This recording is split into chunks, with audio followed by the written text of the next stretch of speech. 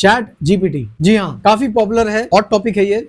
हर कोई इसी बारे में बात कर रहा है। लोग चैट जीपीटी यूज करके लाखों कमा रहे हैं। लोग चैट जीपीटी यूज करके अपना काम आसान कर रहे हैं, कंटेंट क्रिएट कर रहे हैं, वीडियो एडिटिंग कर रहे हैं, और कुछ लोग चैट जीपीटी से डर भी रहे हैं। तो क्या है चैट जीपीटी, कैसे काम करता है, इसे यूज कैसे करना चाहिए और इसे यूज कैसे नहीं करना चाहिए, इन सब सवालों का जवाब हम जानेंगे इस वीडियो में, तो देखते रहिए।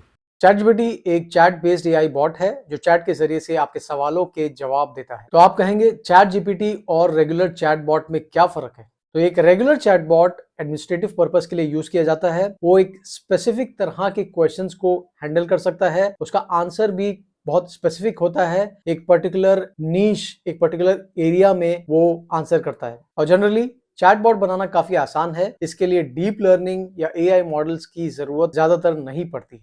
चैट जीपीटी एक बहुत ही एडवांस्ड जेनरेटिव एआई मॉडल पे बेस्ड है, जिसे बहुत सारे डेटा के साथ ट्रेन किया गया है। और ये डेटा इंटरनेट से, बहुत सारी किताबों से, बहुत सारे ब्लॉग्स, बहुत सारे लिटरेचर से और काफी अलग अलग सोर्सेज से लिया गया है। इसके अलावा चैट जीपीटी की फाइन ट्यूनिंग की जाती है, जिसके जरिए से रिस्पॉन्सेज की एक्यूरेसी को बढ़ाया जाता है। इस तरह से हमें कॉम्प्लेक्स क्वेश्चंस के बहुत ही एक्यूरेट आंसर्स बड़ी जल्दी मिल जाते हैं। तो चैट जीपीटी कैसे वर्क करता है? चैट जीपीटी में आप सबसे पहले सवाल पूछते हैं, इस सवाल को ये कन्वर्ट करता है अपने अलग फॉर्म में, जिसे हम टोकन्स कहते हैं। ये जनरली टोकन्स की लैंग्वेज बात करते हैं, उससे रिलेशनशिप एस्टैब्लिश करना काफी आसान हो जाता है एआई मॉडल्स के लिए। उसके बाद क्योंकि चैट जीपीटी की ट्रेनिंग लार्ज डेटा सेट्स के साथ ऑलरेडी की गई है, तो वो इस सवाल को समझता है और अपनी ट्रेनिंग के बेसिस पे इसका रिजल्ट लेके आता है। वो प्रेडिक्ट करता है कि क्या सीक्वेंस होगा वर्ड्स का, एक के बाद एक कौन से वर्ड्स बैठेंगे अपनी जगह पे, उसकी प्रेडिक्शन करता है, उसकी प्रोबेबिलिटीज होती हैं और काफी कॉम्प्लेक्स कैलकुलेशंस और एनालिसिस होता है इसके पीछे। तो ये सारा प्रोसेस बहुत ही कॉम्प्लेक्स है। ये मॉडल फिर रिस्पॉन्स जनरेट करता है और ये रिस्पॉन्स अभी भी एक प्रॉपर ह्यूमन रीडेबल फॉर्म में नहीं है, तो इसकी डिकोडिंग होती है। ये डिकोडिंग की प्रोसेस है। उसके बाद हमें प्रॉपर मीनिंगफुल सेंटेंसेस मिलते हैं और ये सेंटेंसेस फिर हमें हमारे इंटरफेस पे चैट में दिखाई देते हैं। तो चलिए देखते हैं आप चैट जीपीटी से सवाल कैसे किए जाते हैं या कैसे किए जाने चाहिए। सबसे पहले चैट जीपीटी को ओपन कीजिए। आपको साइन अप करना होगा। अगर आप ऑलरेडी साइंड अप हैं तो लॉग इन कीजिए। इसमें एक फ्री वर्जन है और एक पेड सब्सक्रिप्शन वर्जन है। तो इसका जो फ्री वर्जन है वो GPT 3.5 पे बेस्ड है और जो थोड़ा एडवांस वर्जन है वो GPT 4 बेस्ड है। तो हम यूज करने वाले हैं फ्री वर्जन। उसके बाद आप देख सकते हैं ये है एक तरह का चैट इंटरफेस। यहाँ पे मैं कुछ सवाल करूंगा। आप देख सकते हैं जैसे यहाँ पहले से कुछ हिंट्स या प्रॉम्प्ट्स के सैंपल्स दिए गए हैं। Plan A trip, right in email, request a deadline extension of my project. चलिए ये ट्राई करते हैं। तो ये हमारा क्वेश्चन है, write a short email to my professor requesting a deadline extension of project. I don't really have a good excuse and I'm fine owning up to that, so please keep it real. ये इसने पूरा का पूरा email generate कर दिया है। इसी तरह से हम इससे और भी सवाल कर सकते हैं। तो चलिए इससे कुछ क्रिएटिव क्वेश्चंस करते हैं। Right A short fictional story about elves and Superman. ये देखिए इसने टाइटल भी जनरेट कर दिया, the alliance of eternal guardian. देखिए किस तरह से और इतनी जल्दी इसने पूरी की पूरी स्टोरी लाइन हमें लिख के दे दी है। चलिए अब हम कुछ और ट्राई करते हैं।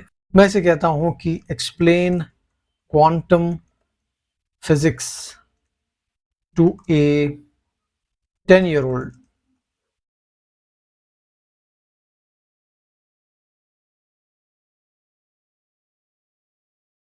Hey there, imagine you have a magical toy box with lots of toys inside, but these toys are really tiny, so tiny that you can't see them with your eyes. Instead of using your hands, you need special toys to play with them.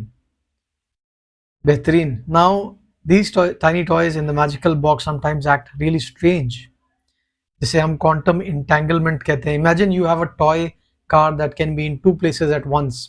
चलिए अब थोड़ा complex try करते हैं। तो यहाँ पे हमारे पास set का मैथ्स क्वेश्चन है जो बहुत ही कॉम्प्लेक्स है। देखते हैं चैट जीपीटी इसका आंसर सही से दे पाता है या नहीं। तो मैं इस क्वेश्चन को कॉपी कर लेता हूँ और इसको फॉर्मेट कर लेता हूँ इस तरह से। तो मैंने इस क्वेश्चन को कॉपी किया और फिर थोड़ी सी फॉर्मेट चेंज की क्योंकि ये फॉर्मेट सही नहीं था। अब इसके बाद मैं इसे पेस्ट करता हूँ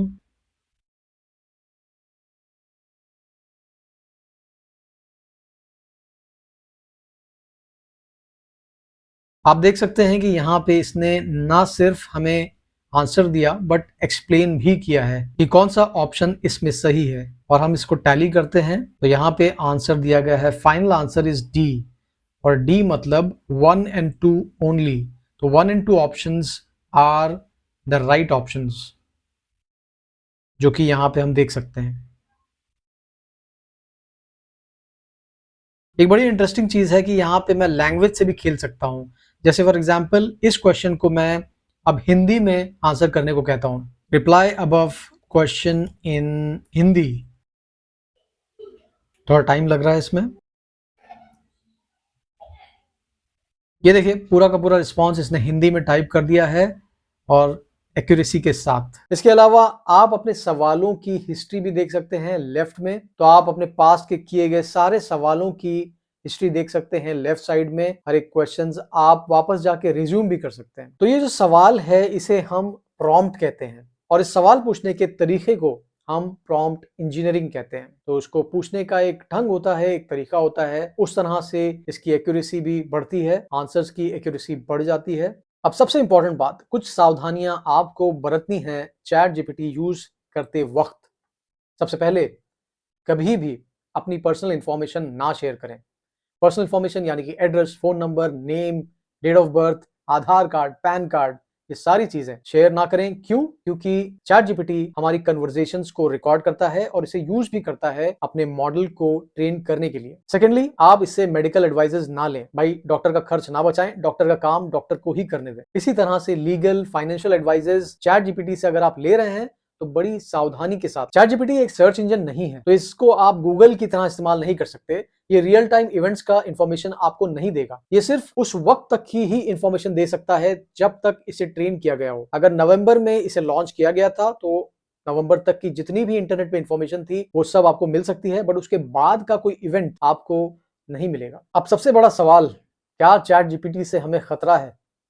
तो इसका जवाब मैं एथिकल और मॉरल ग्राउंड्स पे नहीं दूंगा, मैं इसे प्रोफेशनल पर्सपेक्टिव से ही दूंगा। तो अगर आप जो कुछ भी करते हैं अपने जॉब पे, जैसे content writing, content creation, literature लिखना, स्टोरीज लिखना, ब्लॉग्स लिखना, और वो सारे काम जो चैट जीपीटी कर सकता है, तो हो सकता है कि आपको चैट जीपीटी रिप्लेस कर ले, आज नहीं तो कल। मगर घबराइए नहीं, बहुत सारी ऐसी जगह है जहां पे चैट जीपीटी रिप्लेस नहीं कर सकता, जहां पे एक ह्यूमन कनेक्शन की जरूरत है, जहां पे इमोशनल फिजिकल सपोर्ट की जरूरत है। जैसे कोई भी फिजिकल वर्क, वहां चैट जीपीटी आज की डेट में इस्तेमाल नहीं कर सकते। फिजियोथेरेपी फॉर एग्जांपल, आप चैट जीपीटी से फिजियोथेरेपी नहीं करा सकते। आप इंस्ट्रक्शंस ले सकते हैं, उसके बेसिस पे आप फिजियोथेरेपी करें। इसके अलावा चैट जीपीटी मेडिकल डॉक्टर्स या मेडिकल प्रोफेशंस वालों को रिप्लेस नहीं कर सकता।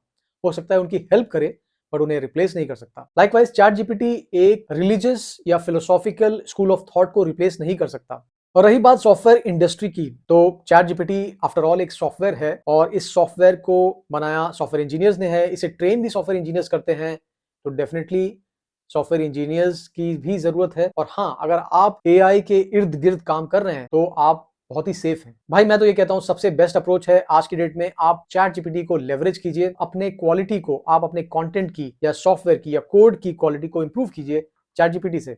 हालांकि एआई को लेके काफी एप्रीहेंशंस है, काफी सारे साइंटिस्ट हैं जो एआई के अगेंस्ट में हैं या उसे खतरा मानते हैं, ह्यूमैनिटी के लिए खतरा मानते हैं, समझते हैं। तो दोस्तों, ये रहा छोटा मोटा ज्ञान चैट जीपीटी के बारे में। अगर ये आपको अच्छा लगा है तो प्लीज लाइक, शेयर और कमेंट बताइए मुझे कि क्या एआई के ऊपर मुझे और भी वीडियोस बनाने चाहिए। Thanks for watching.